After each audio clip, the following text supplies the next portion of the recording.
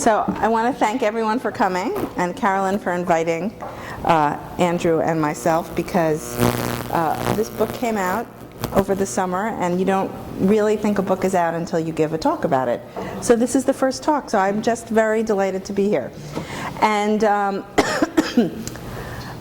the book is an edited volume, so I did not write everything in it, and actually Andrew's essay, which he will talk about, is one of many, and I'm just trying to give you an overview of why I set out to write a book about Jews' encounter with American capitalism and what I hope to achieve by it. And in many ways, the built environment of New York is what initially drew me towards this topic. And I know Andrew is going to talk more about the built environment of New York. But I just want you to understand it's this fascination with streets and buildings in New York which led me to ultimately do this project. So first, the central question of the book is, at which points and in which moments did Jews play a critical role in the development of capitalism in America? And this was the subject of a conference in 2007. And in many ways, okay. This. Yeah, that was the microphone. Okay, sorry. I hope I didn't turn it off. All right, so this is, the cover of the book has, that's actually Hester Street, which in many ways speaks, it was the center of the Lower East Side economy, but in many ways, the way the title crosses it is you really just see the big buildings. And New York has always been very important, a center of American Jewish history. It's the largest Jewish community in the United States from the 1880s on, but it's also the center of finance in America. So that the encounter of Jews and American capitalism happens in New York is not by happenstance, even though that is not the only thing the book talks about. And I should say tonight I'm actually going to focus more on things outside of New York to give you just the breadth of the book, and to in many ways move beyond that all of American Jewish life is really about New York, even though people in New York always say that, right? But that is not in many ways. So, excuse me. Okay.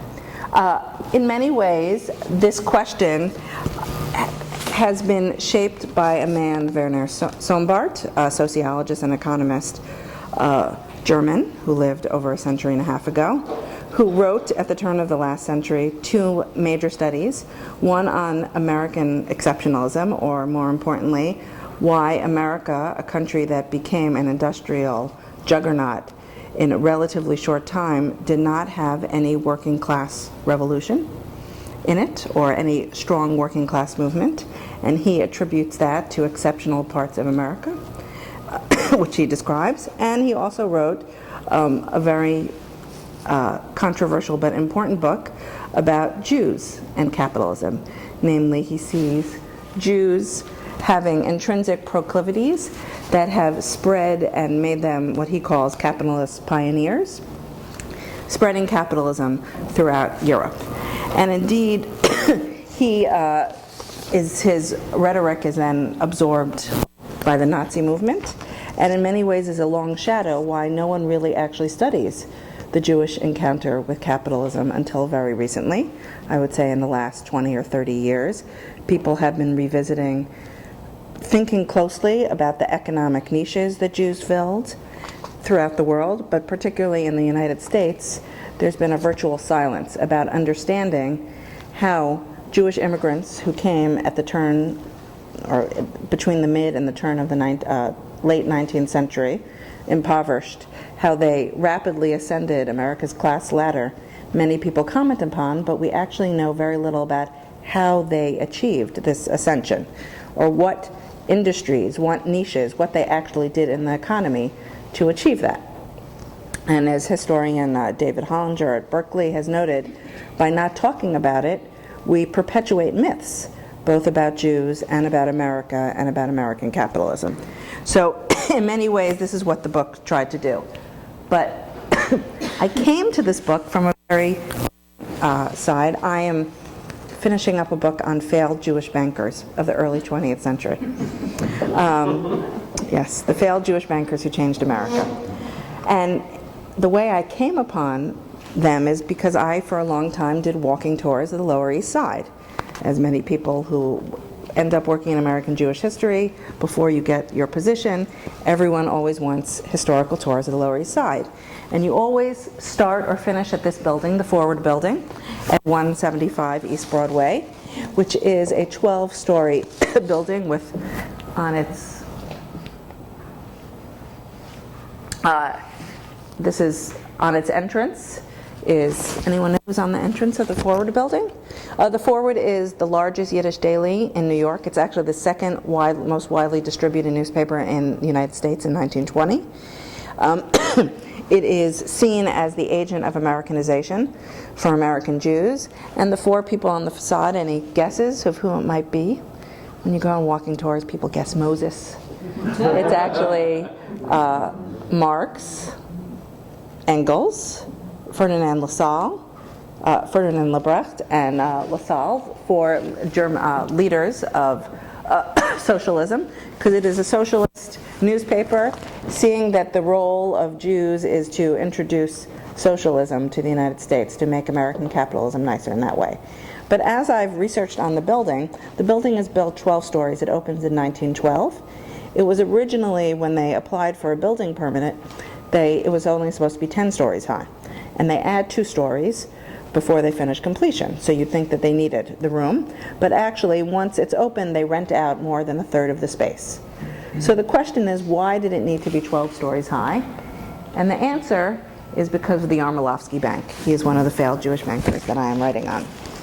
The Yarmolinsky Bank is actually still on the Lower East Side. It towered. It towered when it opened 6 months before the Forward Building. It towered over all other buildings on the Lower East Side. The Yarmolinsky Bank was called the Temple of Capitalism. That was its nickname. If you look on top, it's there red. The Tempietto on top was called the altar, the god of American capitalism.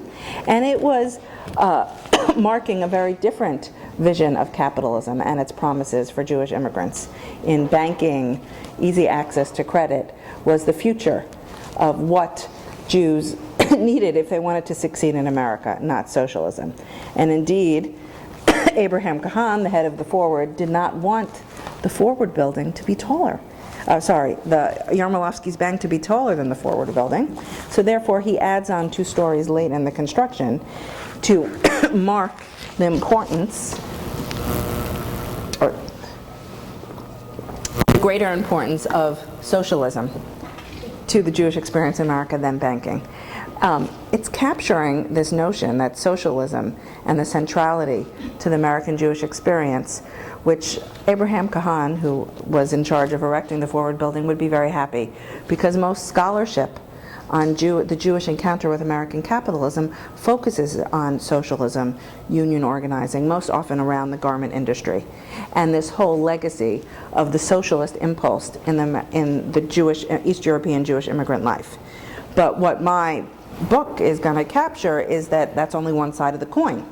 Indeed, capitalism and understanding the different niches that were available in America's dynamic and ever-developing system of capitalism is another key part of understanding the Jewish encounter with America, not just with. So, sorry about this.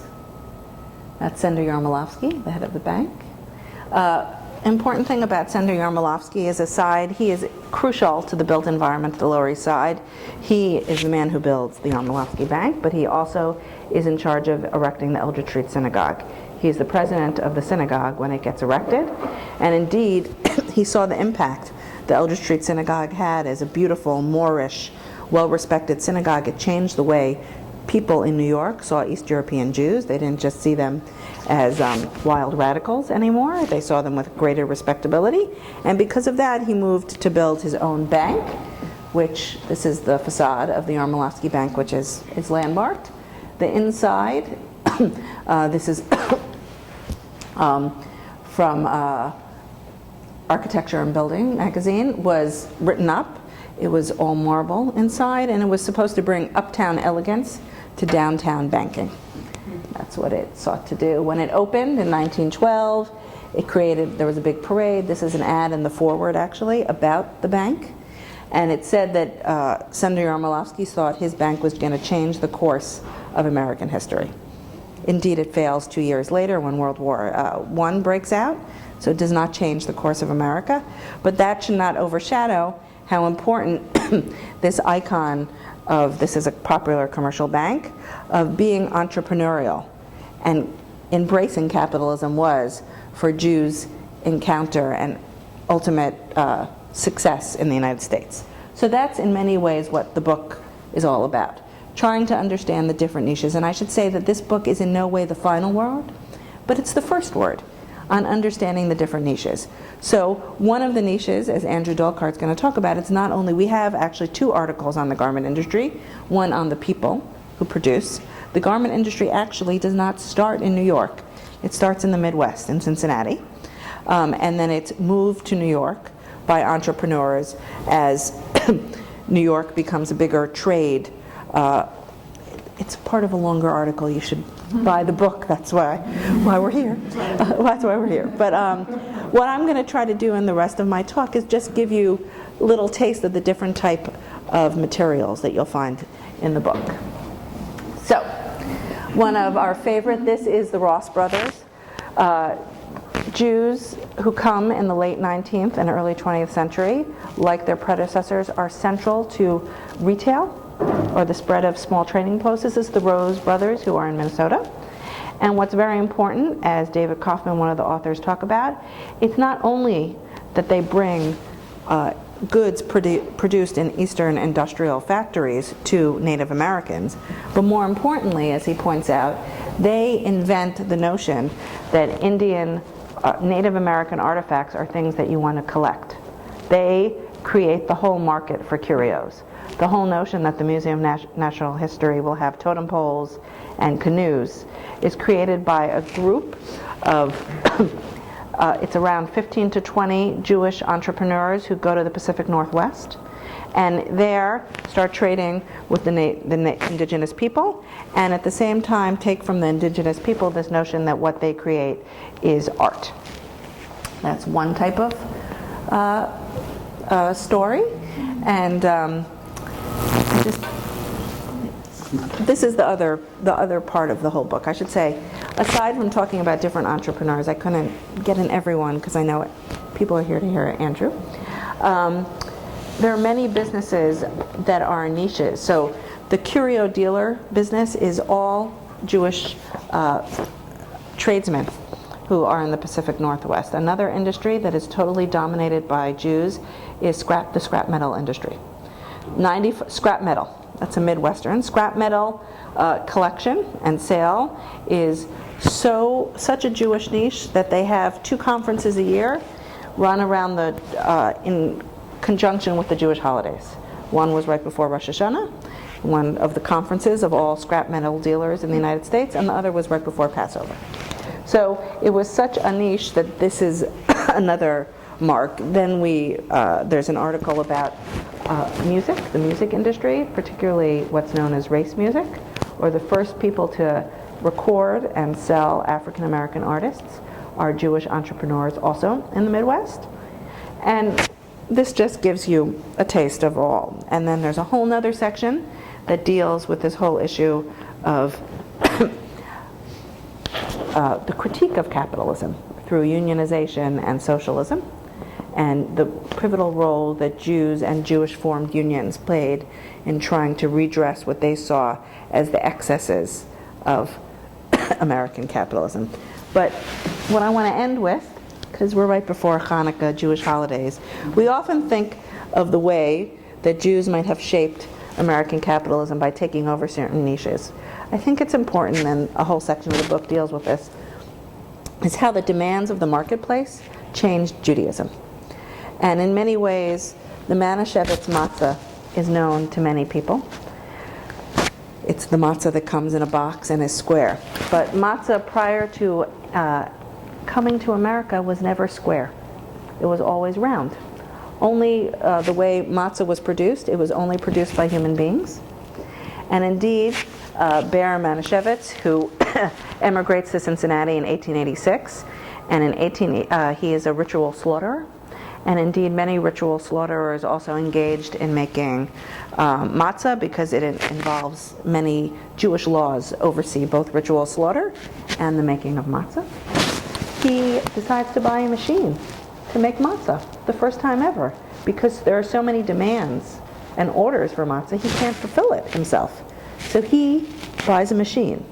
And there's one of the wonderful closing articles by Jonathan Sarno talks about how it creates a whole outcry in the rabbinic community because matzahs had never been made except by human beings and except round. And indeed, all the rabbis in Eastern Europe reject the notion that you could ever make a matzah by hand, could ever make it square, could ever mass distribute it, meaning that you would have it that had been sitting there for months, right? Sorry to say that the matzahs probably sit there for months before we eat them. But this is just a notion of how coming to America and adapting to a mass market changed the actual shape of a ritual food, the actual taste, and the actual way it is experienced, because once it is mass produced, it is consumed not only by Jews, but by non-Jews as well. And it becomes a food not only of a certain ethnic community, but of a larger staple. So on this note, I'm going to hand over the floor to Andrew. And I'm willing to talk about other things in the book, but I know that this is why most people are here. So there's probably no industry where Jews were more embedded in the capitalist system than in the garment industry. And it's a point that gets made in the exhibit that it's the garment district was put together by Jewish developers who mostly hired Jewish architects to design buildings where they rented space to Jewish manufacturers who hired Jewish workers. And this changes over time, and maybe it's a slight exaggeration, but that is basically the way the industry works. And I got interested in the I wanted to, particularly because I thought there was another story to tell other than the labor history, and the fashion histories, which are important, but have been researched and are pretty well known. And yet the stage on which those activities took place really wasn't very well known. And I got particularly interested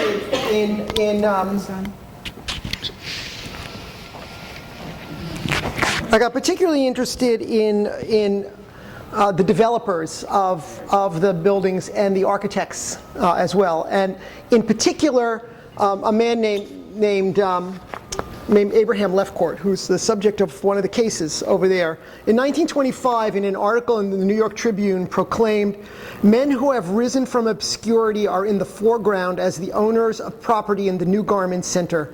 Some came to these shores without a cent, and from the humblest surroundings on the east side have risen to the front through hard work and sincere effort. Today they are the owners of businesses supplying retail merchants all over the country with the clothing necessary to make the American woman the best dressed in the world." The author of this article is Abraham Lefcourt, who perhaps more than any other person was responsible for the character of the garment district. He built 18 buildings in New York City, both for loft use, for manufacturing, and for offices. 14 of them were built for the garment industry. In the aggregate, they had 5 million square feet of space that was spread over, if you stack them all up, they would spread over 477 floors. So, too far. Oops. So the exhibit that I hope you had a chance to look at, or will get a chance to look at, really details the whole development of the garment district. A small area, I'm saying from 35th to 40th Street, from Broadway to 9th Avenue. The boundaries are a little bit erratic. Built up very, very rapidly between 1919 and 1930 when an old rundown neighborhood of tenements and row houses was completely transformed into an industrial area, and where the vast majority of the clothing worn by American women and children was manufactured up until about the 1960s, and where tens of thousands of people were employed every day, not only making the clothing, but designing the clothing and cutting the clothing and marketing the clothing and all the other positions in the garment industry. Why am I having trouble with this? There we go. It's Abraham Lefcourt, who the American Hebrew referred to as the miracle man of realty, whom I want to focus on since he exemplifies the rise of the Jewish entrepreneurs from poor beginnings to extraordinary financial success. Lefcourt's largely forgotten today, even among people who are familiar with New York. He's a really romantic story in a sense, but it's not a story of New York real estate that's particularly well known.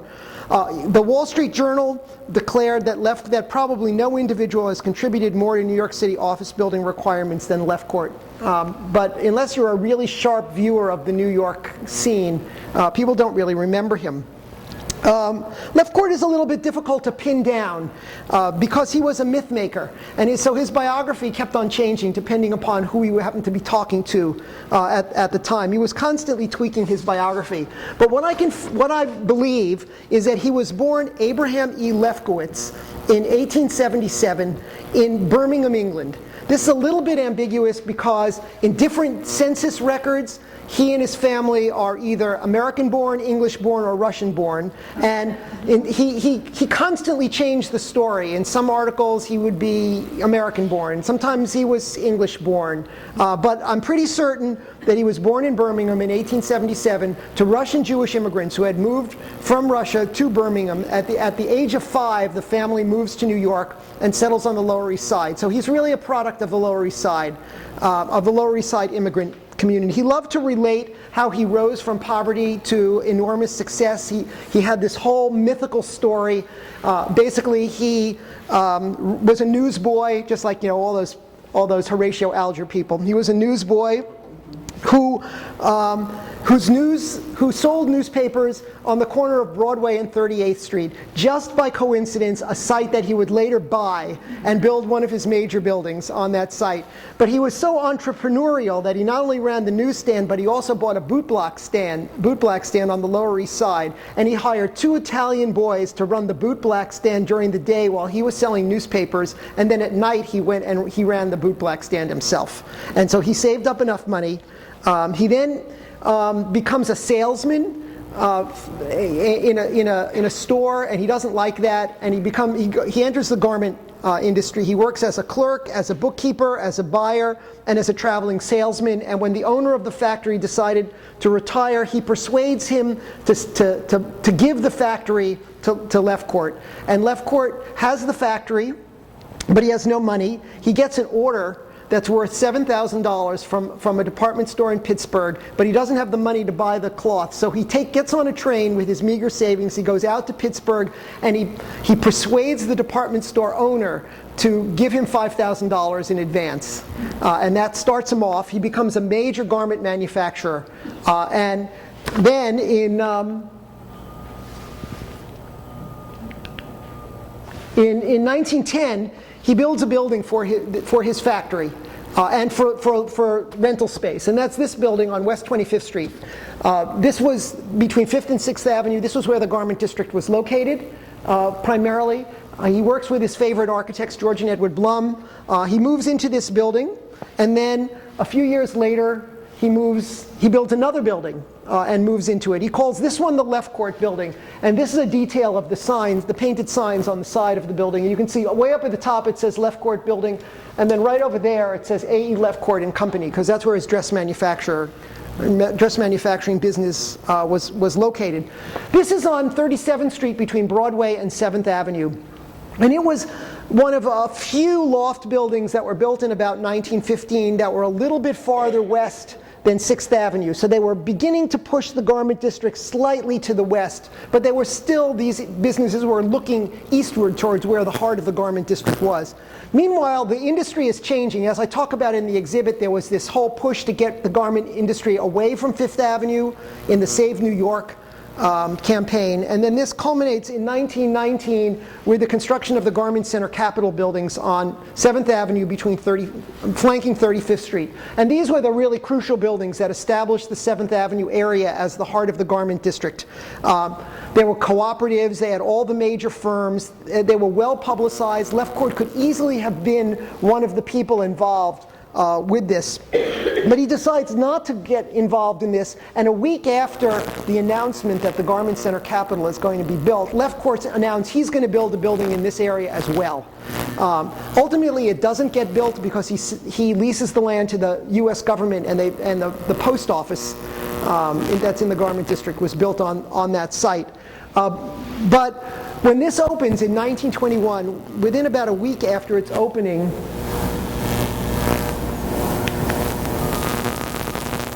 within about a... Paper's in the way. Okay. Within about a week of its opening, he decides that he's going to build some buildings some more buildings in the garment district too. So he builds these two relatively modest buildings on the side street, and they're the last of his two side street buildings because he's going to go on to bigger and better things.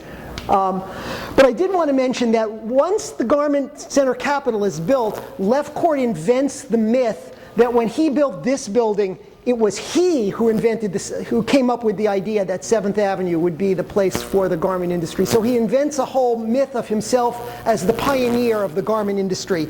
And he says that his friends had told him this was a really stupid idea to build this building between Broadway and 7th Avenue, but he rejected their advice because I had come to believe that sooner or later the entire garment industry of New York would finally be located from 36th to 39th Streets and from Broadway to 8th Avenue. So in hindsight, he's suddenly the great pioneer, and this was part of his persona of seeing himself as the great developer. He then goes on to build very, very large buildings in the area, particularly 4 buildings on Broadway. He builds 4 large loft buildings on Broadway. On every corner between 36th and 39th Streets has a building that Lefcourt built. And these were very prestigious buildings. These were mostly for offices and showrooms with some manufacturing, but not a lot of manufacturing in them. They were specialized buildings. One would be for the high-end dress market. One might be for the lower-end dress market. He took great pride in the conditions of the building. They're not great works of architecture, but they have beautiful lobbies. He says that 25% of the time he rented space as soon as somebody went into the lobby, so that the lobby design was really interesting. And he was very, very careful about the ways he ran the buildings.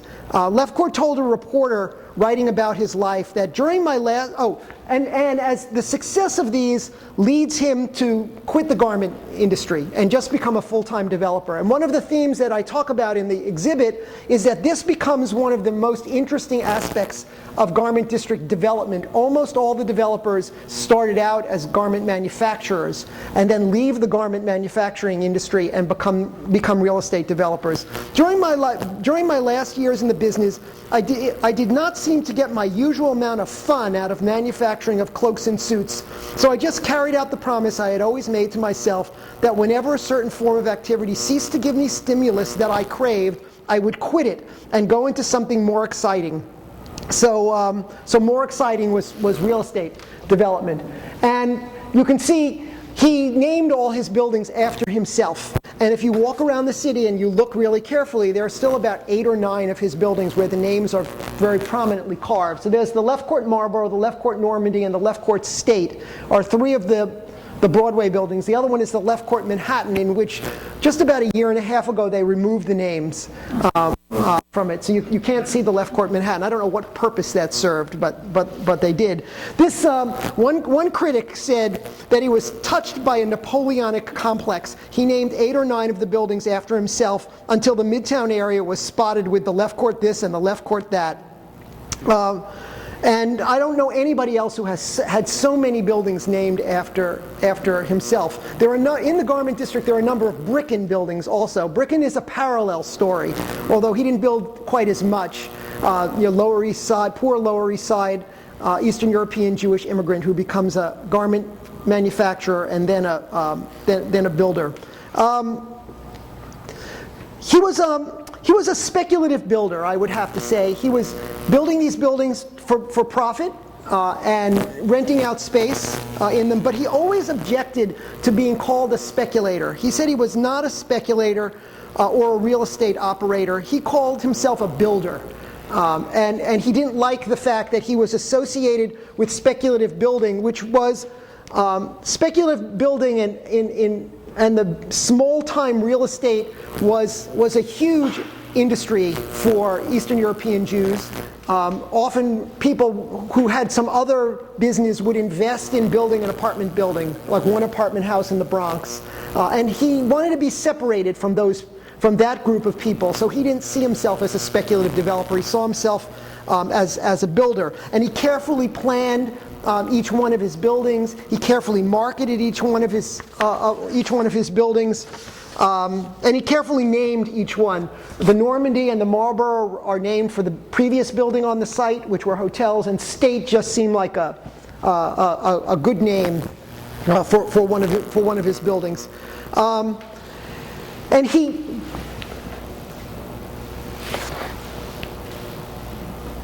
And here you can see the buildings all have very prominent tops to them, especially when they're on Broadway, because they're very, very visible along the diagonal of Broadway. So he liked the corner tower, or in this case, the central tower on his buildings, to give them something that was more distinguished. And then what he loved was to show off his buildings, to create little cities out of his buildings. This is a prospectus from the early 1930s, right before he died, which is in the exhibit. Lefcourt City, and this was in the New York Times. And except for the very tallest towers, he was responsible for except for the tallest towers, all of the other buildings are garment loft buildings. Most of them in the garment district, a few of them, there are a couple in the millinery district off of Fifth Avenue and a few down in the 20s. So he built garment lofts wherever the garment industry was. With all the attention that Lefcourt paid to positioning himself as a leading builder and not a speculator, and the care he took with design, construction, and management. Oh, I'm going to pause because I meant to bring up a copy of the book because I want to read something out of it, which is really interesting.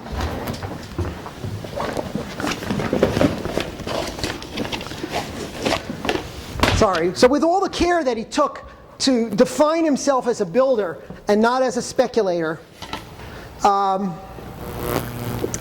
the huge financial success that he had, these were not enough to shield him from criticism from the city's architectural elite. Architect Kenneth Murchison, who was a critic and a well-educated elite architect, he was a critic for a magazine called Architect. And in 1929, he wrote an article called Hebrew Architecture. And this was an amazing thing when I found this. He writes, "The speculative builders of New York are building merchants and building brokers. They are mostly of the Hebraic persuasion, and they can only trade us Christian martyrs, and they can out-trade us Christian martyrs 11 times out of 10. They build as they buy any other goods, where they can get them cheapest. Occasionally, but rarely, they swallow hard and hire a good architect, but not often. They care nothing for tradition, nothing for architectural beauty, nothing for any of these ideas and purposes for which the École des Beaux-Arts and our American schools of architecture are founded." And then he goes on to specifically say, to talk about one of Lefcourt's buildings. Mr. Lefcourt's architect, and then describes a building that Lefcourt has built, and in it, he says Lefcourt, in the marketing of the building, mentions the name of the construction operator, but never mentions the name of the architect in it, and goes on to really condemn Lefcourt. Well, needless to say, Lefcourt was really irritated by this. And he writes, and he wrote I've never seen the letter, but he wrote to the editor of Architect, and the editor in the next issue, the editor writes, "In our July issue, our animated correspondent, Mr. Murchison, made certain comments on speculative builders and their anonymous architects, specifying for with perhaps unnecessary directness those of the Jewish race in general, and Mr. A.E. Lefcourt in particular. Mr. Lefcourt has taken these remarks very much to heart and charges the Architect as a publication and Mr. Murchison as an individual with bitter race prejudice and religious animosity. We consider this interpretation exaggerated and unwarranted by the text itself." You can decide for yourself. "We realize that an affront has been given where none was intended, and we are heartily sorry for it. We tender to Mr. Lefcourt and his associates our sincere apologies for any unattended hurt, and we trust that he and they will accept them in the friendly spirit in which they were offered." So it's one of those non-apology apologies that we're so used to when politicians get caught having sex these days. But it's just amazing. I mean, I thought this really put Lefcourt and the other Jewish developers who were building up the garment district and apartment districts in the city in exactly the place that the elite architecture world saw them, and explains kind of why many of these architects, for example, like George and Edward Blum and Schwartz and Gross, didn't get a lot of these commissions. Although interestingly, and Carol asked me about this when she read this, is that Murchison was very close friends with Eli Jacques Kahn, who was also a garment industry architect who did the Lefcourt State Building, and asked me why, and I said and I suspect it's because Kahn was Austrian, and German and Austrian Jews were held in a different regard from the Eastern Europeans who were mostly responsible for this. So that's my interpretation of that. Lefcourt was a great success with assets of over $100 million, but no matter how successful he was and how successful his buildings were, he could not transcend the world of Jewish speculative developers in the eyes of the elite architectural world. But he planned even more ambitious buildings, although not in the garment district. He built several towers, one on Fifth Avenue. Ironically, he was a member of Temple Emmanuel, and it's the building that replaced Temple Emmanuel, although he did not buy the building. There were several owners in between. His real estate, with the Depression though, his real estate empire collapses. And he'd also gotten involved in banking, and the bank collapsed as well, under some maybe very sketchy circumstances. He died of a heart attack in 1931 after losing his business, and his estate was worth $2,500 when he died. But at the time, I mean, although he had lost everything, there was this incredible outpouring at his death. He was eulogized in all the newspapers, in Women's Wear, in the New York Times, and in the Tribune as one of the great legendary builders of New York. And I think it's really an iconic rags to riches story. I call my article From Rag Trade to Riches, because the rag to riches part is really a part of what he was. Unusual only I think in the scope of how much building he did, and using building as a path out of poverty. And I think for the time, he's the equivalent of Irwin Channon, perhaps, who's better known. Abraham Bricken, whom I mentioned before, the big time builders of the day. He still has an impressive legacy in New York, and all his buildings are still standing. And with a sharp eye, you can wander around the city, and you can see his name plastered on the building, and still see his buildings. They're still in use. In fact, many of these still house the offices of garment companies. So his presence, although ultimately he lost everything, his presence is really still with us in the city. So that's what I wanted to talk about. So I think we would be happy to answer questions. See lots of good friends, friends of long standing. And there were more people who RSVP'd for tonight, so hopefully they'll fill in if they come late. But thank you for making your way down through the whistling wind of dark lower Manhattan, which always seems like the end of the earth this time of the year when it gets dark at 4 o'clock. But here we are in post Sandy territory downtown, and I guess some of you are downtowners anyway, but in any case, thanks for coming out tonight, and I want to leave as much time as possible for both the presentations and I hope discussion and comments afterwards, because in an unusual move for the Skyscraper Museum, we have 2 speakers about one book tonight, which is Chosen Capital, The Jewish Encounter with American Capitalism, which has been put together by Rebecca Kobrin, who is one of our speakers, and which has a feature article that ties into our exhibition on the Garment District, Urban Fabric, which is by its guest curator, who's Andrew Dolkart. Some of you are back for like the three-peat of the Andrew Dolkart medley of talks that have been generated by this exhibition in both its depth and its breadth. So I think a lot of you have walked your way around and read your way around the exhibition, but certainly the garment industry is one of the classic areas in which American capitalism and Jews encounter each other, and then we encounter the capitalism that was created and put the clothes on our backs for most of the 20th century, when, as Andrew describes in this show, most of the ladies' and children's clothing in America, three-quarters of them, were made right there in the west side of Midtown, in the streets above 34th Street and below Times Square on the west side.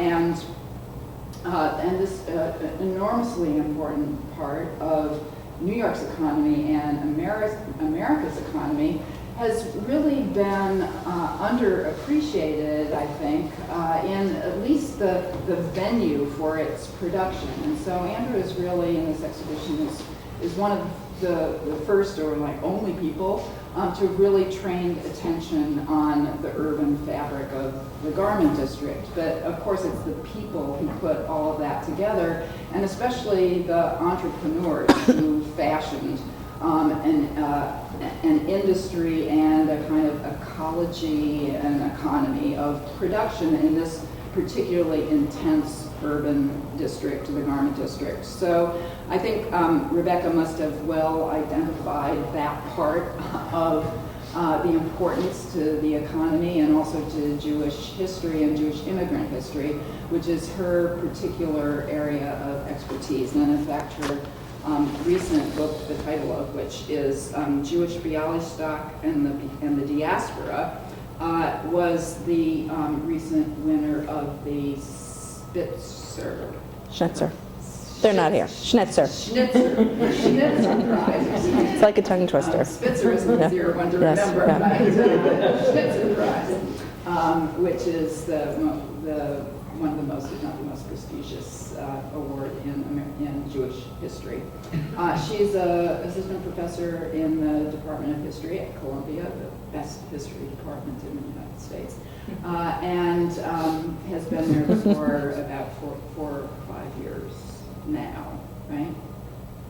And I think you all know Andrew Dolkart, so he's probably a good part of the reason why you're here tonight. And he is also at Columbia, where he heads the Historic Preservation Department within GSAP, the Graduate School of Architecture, Planning, and Preservation. So Rebecca is going to kind of frame the book and the evening, and then Andrew's going to do a slide lecture on Abraham B. Lefcourt, one of the principal entrepreneurs in the garment district.